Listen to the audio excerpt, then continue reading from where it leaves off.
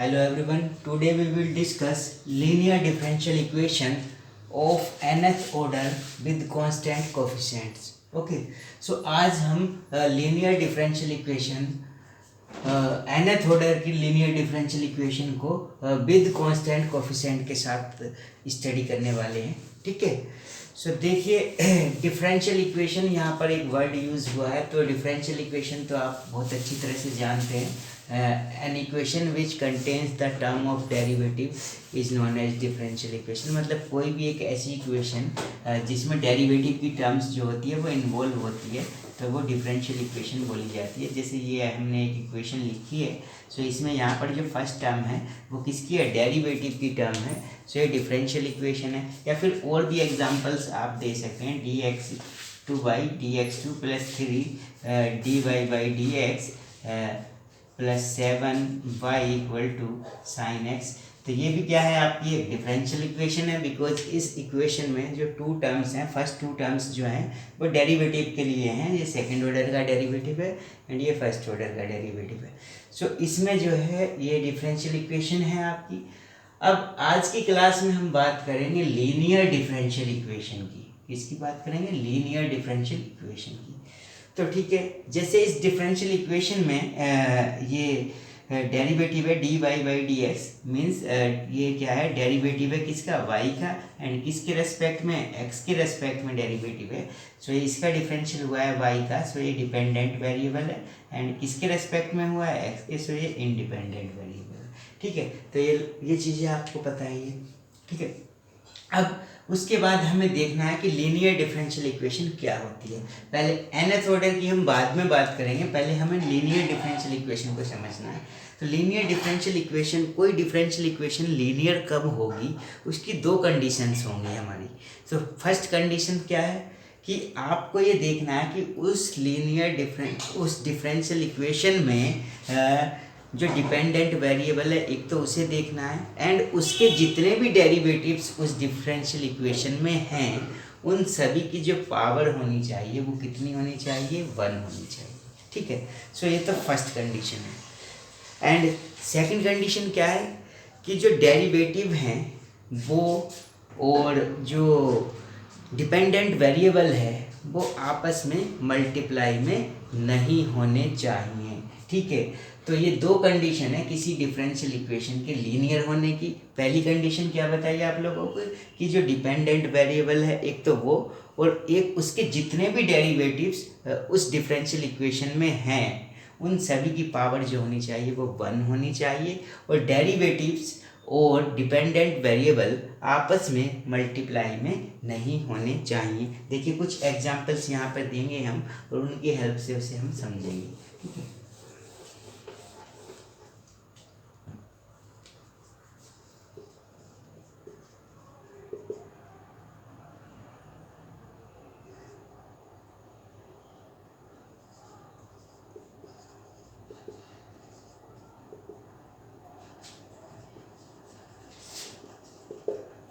ये first differential equation है. Second differential equation आपकी हमें ये लिख देते हैं.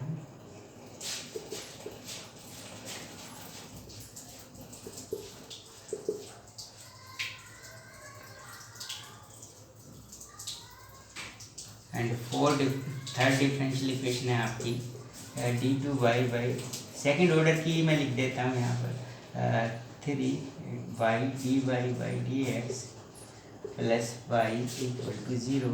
एंड और है आपकी d2y/dx2 minus 3x dy/dx plus 7y equal to e⁻x. तो देखिए यहाँ पर मैंने 4 डिफरेंशियल इक्वेशंस लिखी हैं. अब इन 4 डिफरेंशियल इक्वेशंस को हमें ये चेक करना है कि इनमें से लीनियर डिफरेंशियल इक्वेशन कौन सी है. ठीक है. सो पहली कंडीशन हमने ये बताई थी कि जो डिपेंडेंट वेरिएबल है उसे देखना है और उसके जो भी डेरिवेटिव है उन्हें देखना है हमें और उनकी पावर जो होनी चाहिए वो कितनी होनी चाहिए? 1 होनी चाहिए. ठीक है. सो देखिए डिपेंडेंट वेरिएबल कौन है इनमें? यहाँ y है इस इक्वेशन में. एंड y एक तो डिपेंडेंट वेरिएबल y हो गया और उसके डेरिवेटिव ये हो गए. तो इन सभी की पावर 1 होनी चाहिए, बट ये जो फर्स्ट कंडीशन है ये यहाँ पर फेल हो रही है, बिकॉज ये जो डेरिवेटिव है इसकी पावर तो 1 है, इसकी भी 1 है, बट यहाँ पर ये जो डिपेंडेंट वेरिएबल है इसे भी देखना होता है हमको डिपेंडेंट वेरिएबल और उसके सारे डेरिवेटिव को देखना होता है। तो यहाँ पर इसकी पावर 2 हो गई है, तो इसका मतलब ये लीनियर डिफरेंशियल इक्वेशन नहीं है। ठीक है, ठीक है। और इसके लिए क्या हो जाएगा आपका, इसमें देखेंगे आप डिपेंडेंट वेरिएबल देखेंगे, y डिपेंडेंट वेरिएबल है बिकॉज y का डिफरेंशियल हुआ है। सो इसकी पावर कितनी है, यहाँ पर 1 है, इसका डेरिवेटिव एक ये है, इसकी पावर भी यहाँ कितनी है 1 है, बट एक ये जो डेरिवेटिव है इसकी पावर कितनी है 2 है। सो ये भी क्या है आपका लीनियर डिफरेंशियल इक्वेशन नहीं है, बिकॉज ये भी कितना होना चाहिए था 1 होना चाहिए था, तो ये भी लीनियर नहीं है। अब थर्ड को देखेंगे हम, तो थर्ड को अगर हम देखते हैं यहाँ पर डिपेंडेंट वेरिएबल कितना है 1, सॉरी y, उसकी पावर कितनी है 1, इसका डेरिवेटिव है यहाँ पर इसकी पावर देखेंगे 1, यहाँ पर इसकी पावर 1 है और यहाँ पर इसकी पावर भी 1 है।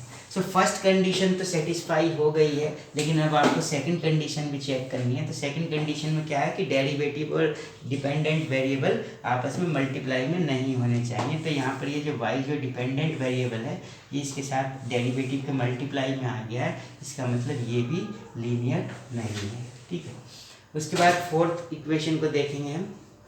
सो फोर्थ इक्वेशन को अगर हम देखते हैं तो जो हमारा डिपेंडेंट वेरिएबल है वो है y की पावर यहाँ पर 1 है, उसका डेरिवेटिव है यहाँ पर, इसकी पावर भी 1 है, एक और डेरिवेटिव है इसका सेकंड ऑर्डर का, इसकी पावर भी 1 है। तो फर्स्ट कंडीशन तो सेटिस्फाई होती है, बट यहाँ पर क्या है कि सेकंड कंडीशन को देखेंगे तो यहाँ पर x है, तो x से कोई इस पे कोई फर्क नहीं पड़ेगा, बिकॉज x कैसा है इंडिपेंडेंट वेरिएबल है, डिपेंडेंट नहीं है। डिपेंडेंट वेरिएबल कौन है y, सो x तो आ सकता है मल्टीप्लाई में, ठीक है, बिकॉज ये इंडिपेंडेंट वेरिएबल है। तो दोनों कंडीशन यहाँ पर ये इक्वेशन फॉलो कर रही है, इसका मतलब it is linear differential equation. Okay, so अब आप समझ गए होंगे कि लीनियर डिफरेंशियल इक्वेशन क्या होती है। ठीक है, अब आपको समझना है कि linear differential equation of nth order with constant coefficient. अब nth ऑर्डर का मतलब क्या है, यहाँ पर n का मतलब यहाँ पर 1 भी हो जाएगा। 1 मीन्स वो डिफरेंशियल इक्वेशन जिसका ऑर्डर 1 होगा, एंड n इक्वल टू 2 भी हो सकता है जिसका ऑर्डर सेकंड ऑर्डर हो। तो ये क्या है, ये भी linear differential equation of nth order है, एंड यहाँ पर n की जो वैल्यू है वो कितनी है 2 है। ठीक है, सो ये बात तो आपको क्लियर हो गई, linear differential equation of nth order. अब आपको बात करनी है कि विद कांस्टेंट कोफिशिएंट क्या होती है। ठीक है, सो विद कांस्टेंट कोफिशिएंट है या विदाउट कांस्टेंट कोफिशिएंट है, वो भी हम आपको डिस्कस कर देते हैं। ठीक है, सो ये देखिए, सो अब जो भी हम बात करेंगे डिफरेंशियल इक्वेशन की, वो किसकी बात करेंगे, लीनियर की बात करेंगे। अब हम नॉन लीनियर की बात नहीं करेंगे। ठीक है, सो देखिए अब विद कांस्टेंट कोफिशिएंट क्या होती है। सो विद कांस्टेंट कोफिशिएंट मैं कुछ एग्जांपल्स दूंगा यहाँ, d2y/dx2 -3x dy/dx plus 5y equal to 7, and second है आपका d2y/dx2 plus 7 dy/dx plus 9y equal to e⁻x। So ये मैंने 2 इक्वेशंस ली यहाँ पर, डिफरेंशियल इक्वेशन दोनों सेकेंड ऑर्डर की हैं। अब दोनों लीनियर हैं, बिकॉज जब हम लीनियर की ही बात कर रहे हैं, और अब हमें ये चेक करना है कि ये विद कांस्टेंट कोफिशिएंट है या फिर विद वेरिएबल कोफिशिएंट है। तो ठीक है, सो देखिए कैसे चेक करते हैं। आपको देखना है क्या, डिपेंडेंट वेरिएबल और उसके डेरिवेटिव। तो डिपेंडेंट वेरिएबल क्या है, इनमें y है, तो y को देखना है, y डिपेंडेंट वेरिएबल है और उसके डेरिवेटिव क्या है, dy/dx है इसमें, और एंड d2/dx2 है। अब डिपेंडेंट वेरिएबल और जो डेरिवेटिव हैं उनके कोफिशिएंट देखने हैं। तो इसका कोफिशिएंट कितना है 1, ठीक है, और इसका कोफिशिएंट कितना है -3, और इसका कोफिशिएंट कितना है 1। सो कोफिशिएंट्स आए आपके 1, -3 एंड 5। कोफिशिएंट्स किसके देखने हैं, डिपेंडेंट वेरिएबल एंड उसके जो भी डेरिवेटिव हैं। अब ये कोफिशिएंट्स आपने देखे तो क्या ये सारे कोफिशिएंट्स जो हैं कांस्टेंट हैं, नहीं है, बिकॉज 1 और 5 तो कांस्टेंट है, ये कांस्टेंट नहीं है, यानी ये विद कांस्टेंट कोफिशिएंट नहीं है। क्लियर। सारे कोफिशिएंट अगर कांस्टेंट होते यहाँ पर ये तो क्या हो जाती है, विद कांस्टेंट कोफिशिएंट होती। अब इसको चेक करना है, तो इसमें देखेंगे आप डिपेंडेंट वेरिएबल को और उसके डेरिवेटिव्स को। डिपेंडेंट वेरिएबल y है यहाँ, उसके डेरिवेटिव एक ये डेरिवेटिव है, एक ये डेरिवेटिव है। यहाँ पर इसका कोफिशिएंट देखा तो कितना है यहाँ 1, यहाँ पर कितना है 7, यहाँ पर कितना है 9। सो ये 3 कोफिशिएंट्स आपको मिलते हैं और 3 कोफिशिएंट्स जो हैं, तीनों कोफिशिएंट्स कैसे हैं, कांस्टेंट है। इसका मतलब ये क्या है, लीनियर डिफरेंशियल इक्वेशन है with constant coefficient. Okay, so अब आपको ये भी डिफरेंस समझ में आ गया होगा कि लीनियर डिफरेंशियल इक्वेशन में कौन सी इक्वेशन विद कांस्टेंट कोफिशिएंट होती है और कौन सी विद वेरिएबल कोफिशिएंट होती है। ठीक है, अब बात हमें करनी है linear differential equation of nth order with constant coefficient की जनरल फॉर्म की। ये तो मैंने कुछ एग्जांपल्स दिए आपको कंसेप्ट क्लियर करने के लिए। अब इसकी जनरल फॉर्म क्या होती है, मींस nth ऑर्डर की लीनियर डिफरेंशियल इक्वेशन किस फॉर्म में हो सकती है। ठीक है, तो देखिए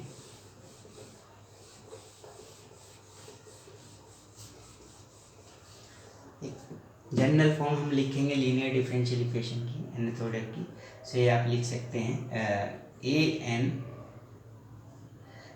D N by over D X N plus A N minus 1 D N minus 1 by upon D X N minus 1 A N minus 2 D N minus 2 by upon D X N minus 2 and so on A two A and so on a1 dy by dx plus a naught y equal to q, and where a naught, a1, a2 up to an are constants and q, this q is function of x।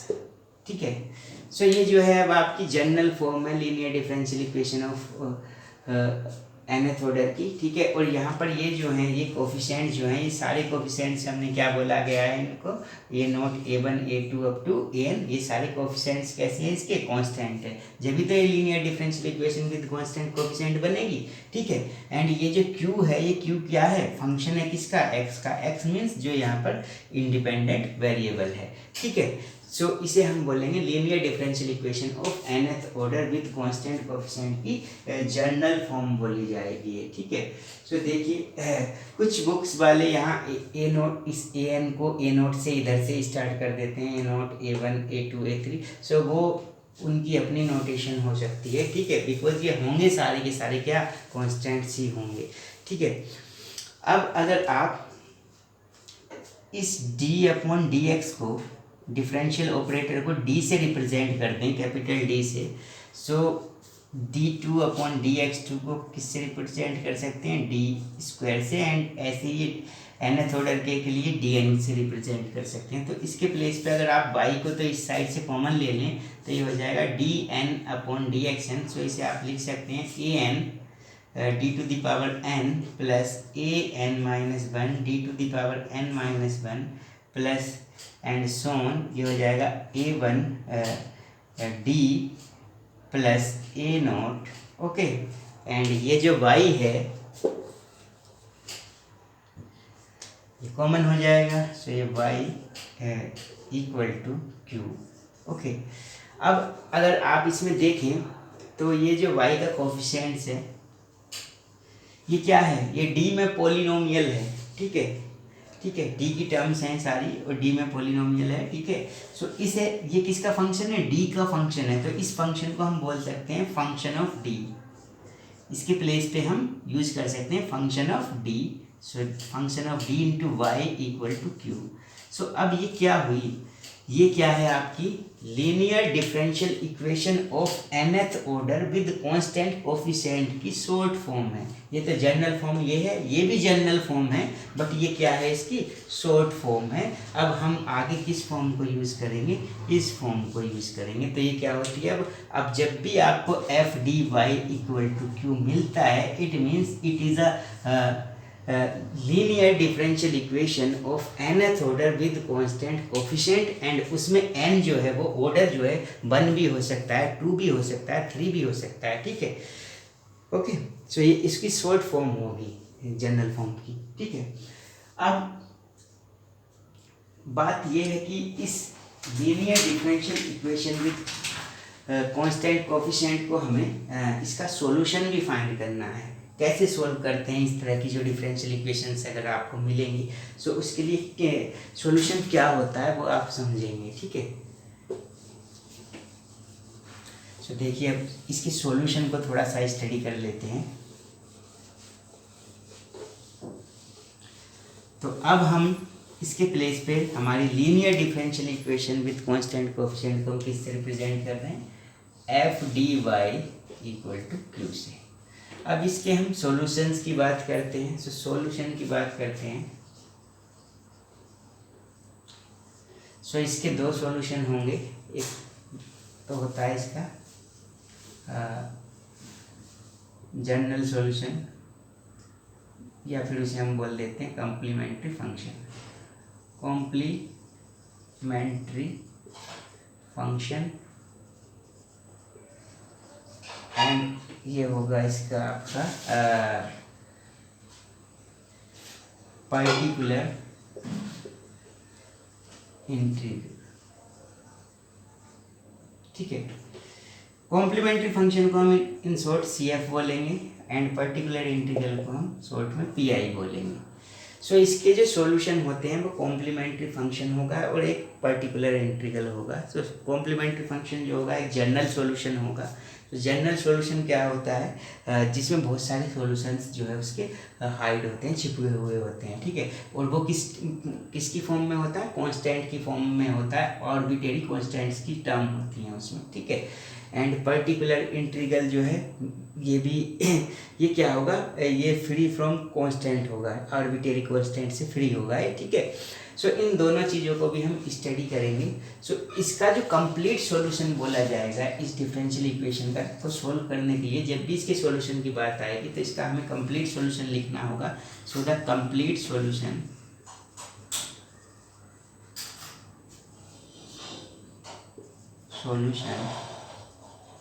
Of F D Y equal to Q means इस differential equation का complete solution क्या होगा, तो y equal to C F plus P I.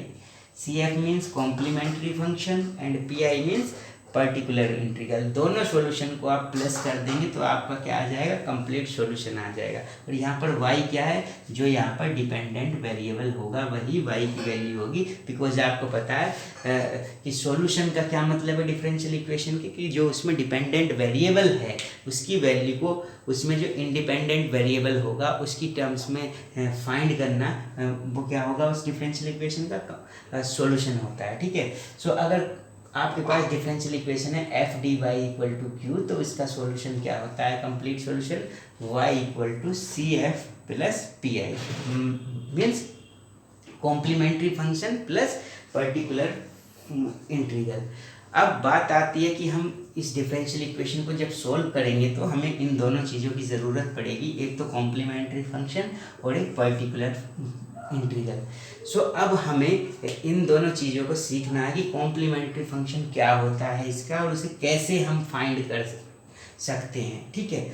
And फिर जब complementary function हम find करना सीख लेंगे, देन हम पर्टिकुलर इंटीग्रल क्या होता है और उसे कैसे फाइंड करते हैं उसे सीख लेंगे, तो हम फिर इस डिफरेंशियल इक्वेशन का जो है वो कंप्लीट सॉल्यूशन इजीली फाइंड कर सकते हैं। तो पहले हमें सीखना है कि कॉम्प्लीमेंट्री फंक्शन को फाइंड कैसे करते हैं और वो क्या होता है। सो कॉम्प्लीमेंट्री फंक्शन को सीखने से पहले, कॉम्प्लीमेंट्री फंक्शन को समझने से पहले हमें सीखना होगा इस डिफरेंशियल इक्वेशन की ऑक्सिलरी इक्वेशन को। सो ठीक है, सो सबसे पहले हम बात करेंगे अब ऑक्सिलरी इक्वेशन की, ठीक है।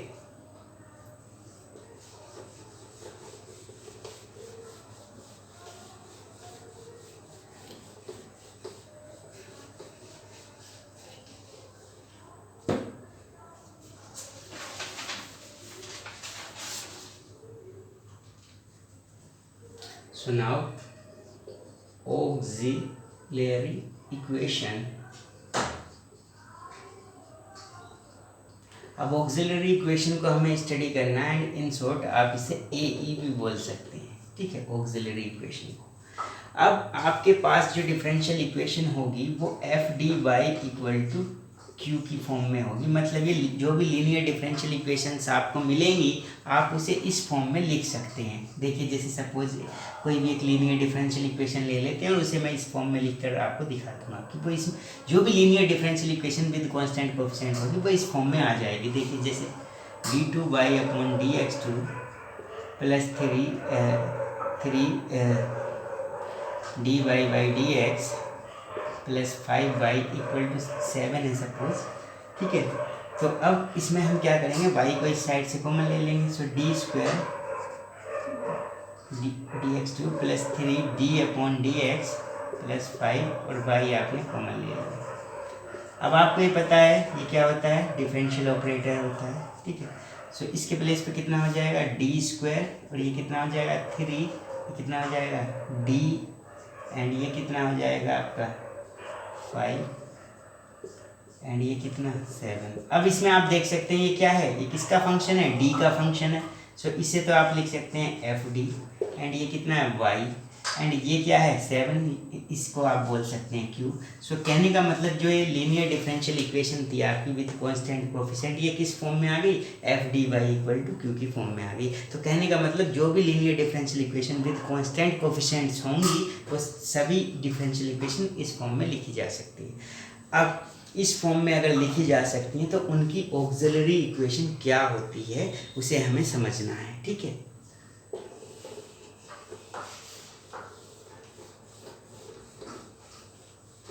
सो लिखेंगे आप इसे में देखेंगे इसे, ठीक है।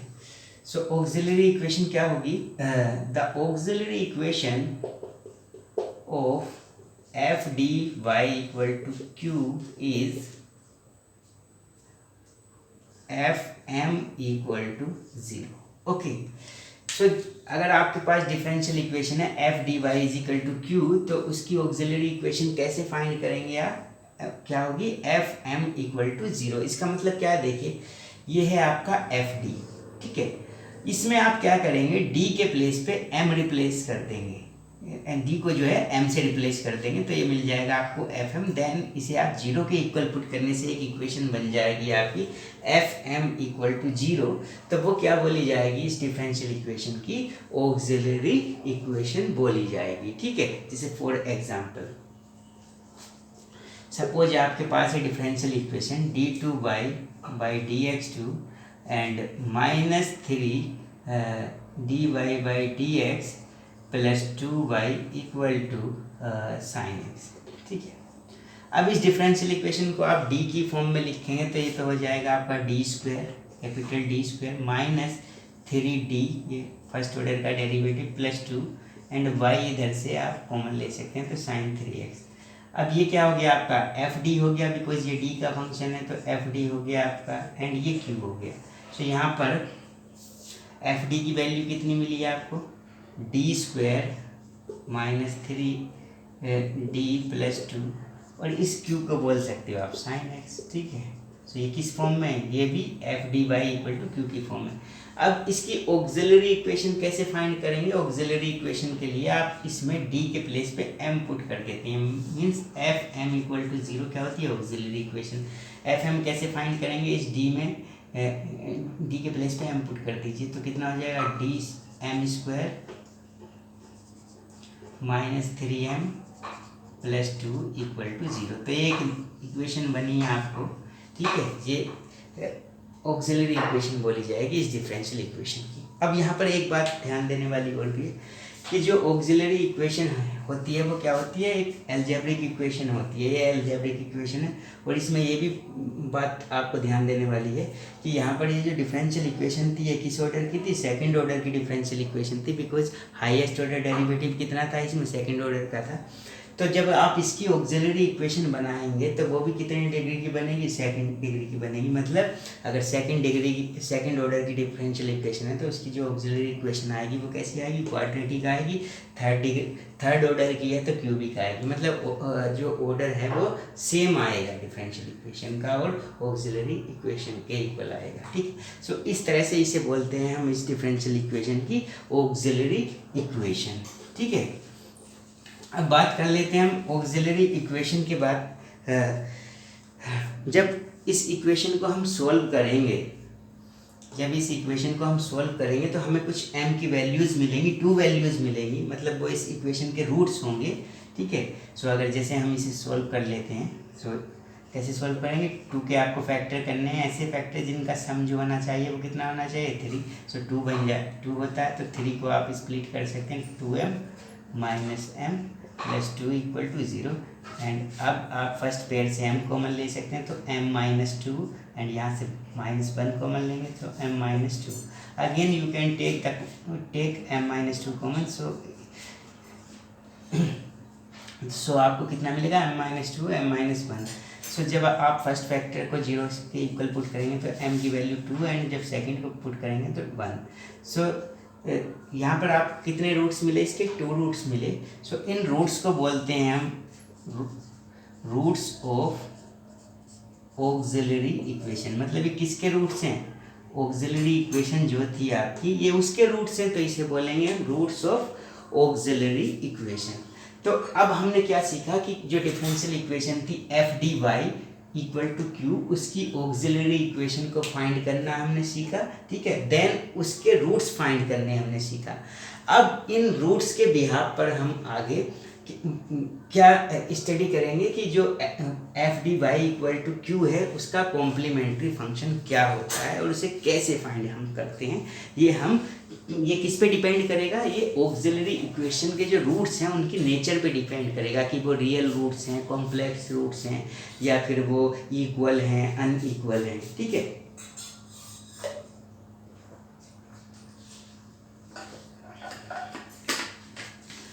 तो देखिए अब हमें जो स्टडी करना है वो क्या स्टडी करना है, कॉम्प्लीमेंट्री फंक्शन को स्टडी करना है। ठीक है, तो देखिए कॉम्प्लीमेंट्री फंक्शन क्या होगा।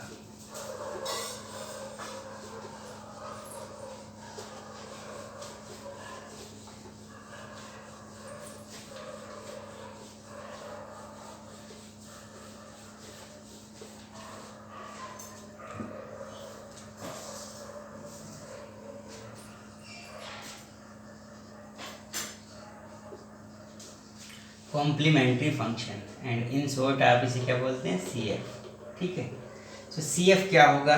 ठीक है, तो देखिए सी एफ क्या होता है, F D Y equal to Q, ये आपकी एक लीनियर डिफरेंशियल इक्वेशन है nth ऑर्डर की। सो अगर यहाँ पर आप क्यू को 0 कर देते हैं, ठीक है, सो ये डिफरेंशियल इक्वेशन बन जाएगी F D Y equal to 0।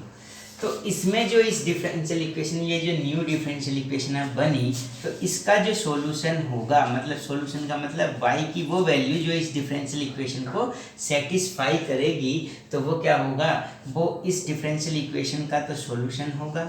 इस डिफरेंशियल इक्वेशन का जो सॉल्यूशन होगा वो इस डिफरेंशियल इक्वेशन का क्या हो जाएगा, कॉम्प्लीमेंट्री फंक्शन हो जाएगा। ठीक है, सो कहने का मतलब किस तरह से आप डिफाइन कर सकते हैं कॉम्प्लीमेंट्री फंक्शन को। सो आप बोल सकते हैं the complementary function of a differential equation F D Y equal to Q is the solution of this differential equation when q equal to 0, or you can say the complementary function of f dy equal to q is the solution of f dy equal to 0. okay, सो ये तो थी complementary function की definition. ठीक है, अब बात आती है कि कॉम्प्लीमेंट्री फंक्शन को हम फाइंड कैसे करेंगे। ठीक है, सो देखिए इसके कुछ रूल्स हैं। ठीक है, एंड ये किस पे डिपेंड करेगा, जो ऑक्सिलरी इक्वेशन है उसके जो रूट्स आते हैं उसकी रूट्स की क्या नेचर है उन पे डिपेंड करेगा कॉम्प्लीमेंट्री फंक्शन। ठीक है, सो अब देख लेते हैं अब rules for finding CF means complementary function. And rule 1 है आपका।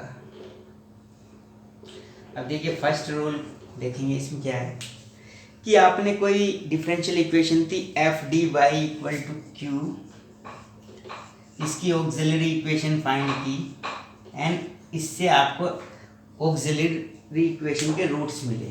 एंड सपोज आपको ऑक्सिलरी इक्वेशन के रूट्स मिले, कितने रूट्स मिले? n रूट्स मिले। So suppose m1 m2 m3 up to mn, ये कितने रूट्स मिले आपको? n रूट्स मिले। एंड जो रूट्स हैं वो रूट्स कैसे हैं? Roots are real and distinct.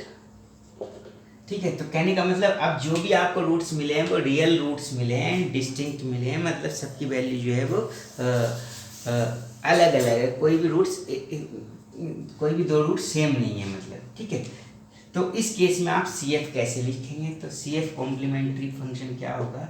सो एक बात तो ये सिंपल सी बात है आपको कि जितने रूट्स होंगे ऑक्सिलरी इक्वेशन के कॉम्प्लीमेंट्री फंक्शन में उतने ही आपको आर्बिट्रेरी कांस्टेंट लेने होते हैं।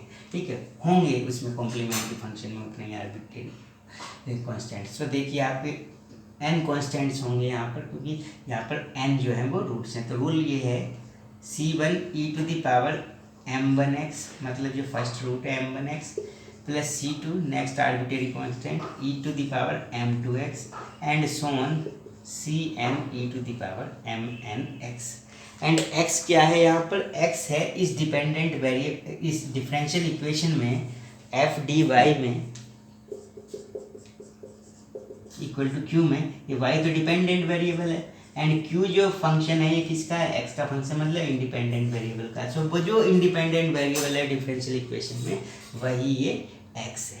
ठीक है, तो ये था रूल नंबर 1। ठीक है, अगर n रूट्स हैं आपके पास और सारे के सारे जो रूट्स हैं वो रियल हैं और डिस्टिंक्ट हैं, तो आप इस रूल को फॉलो करते हुए उसकी सी एफ को फाइंड कर सकते हैं। ठीक है, नेक्स्ट रूल देखेंगे।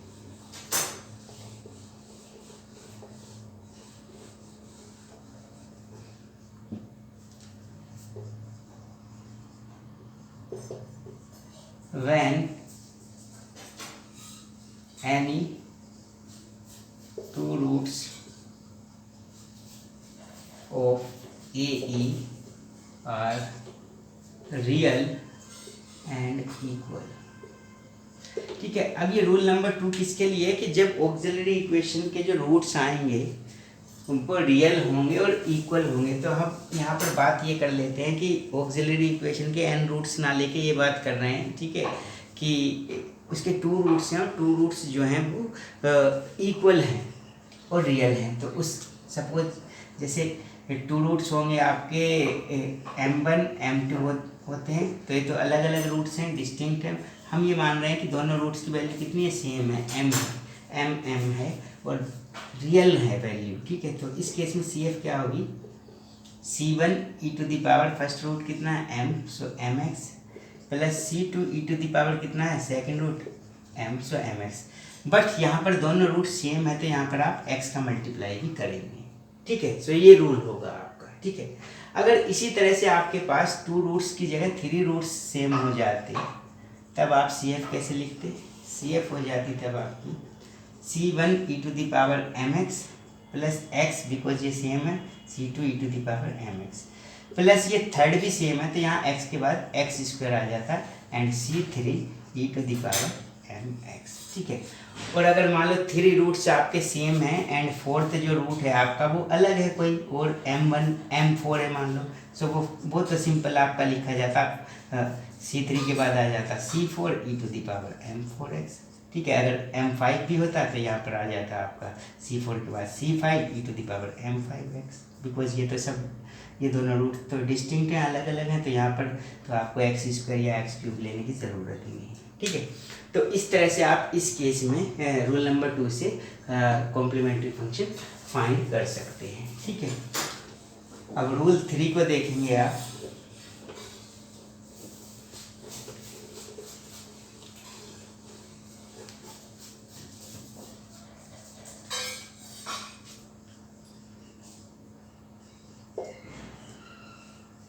सो रूल नंबर 3 क्या है आपका, when any two roots of AE are imaginary और कॉम्प्लेक्स, ठीक है, कॉम्प्लेक्स नंबर, ठीक है।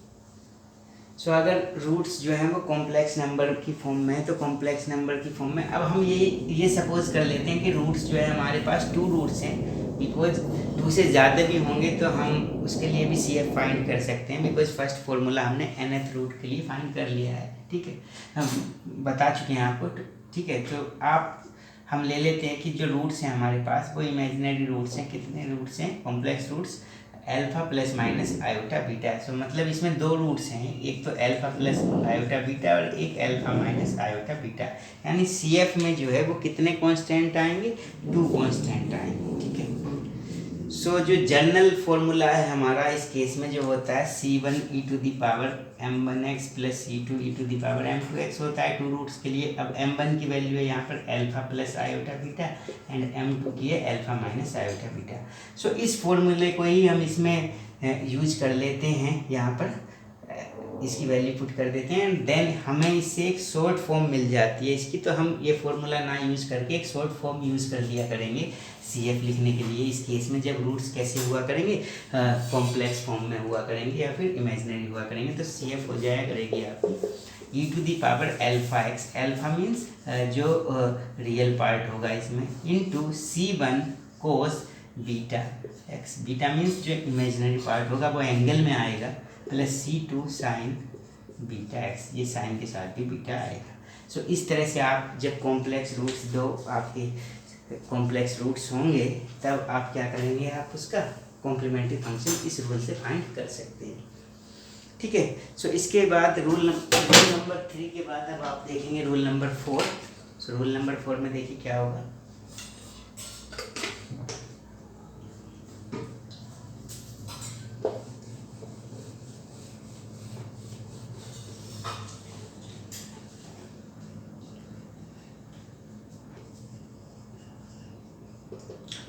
सो अब क्या होगा आपके पास कि जो कॉम्प्लेक्स रूट्स हैं वो भी आपके रिपीट कर जाएंगे। सपोज ये आपके कॉम्प्लेक्स रूट्स थे 2 और इसके बाद जब आपको 2 रूट्स और मिले तो वो यही 2 रूट्स मिल गए आपको।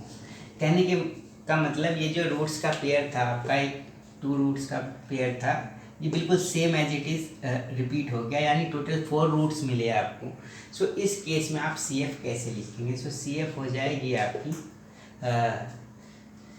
पहले इसके लिए CF लिखेंगे। So e to the power real part कितना है अल्फा, सो अल्फा x जैसे रूल नंबर 3 में किया था C1 cos beta x plus C2 sine beta x।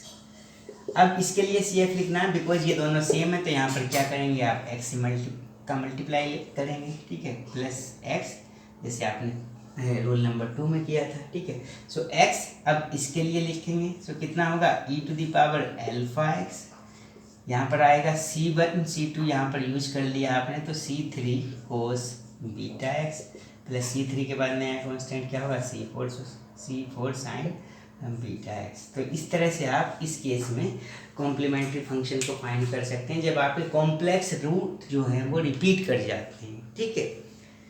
अब इसके बाद आपको देखना है रूल नंबर 5।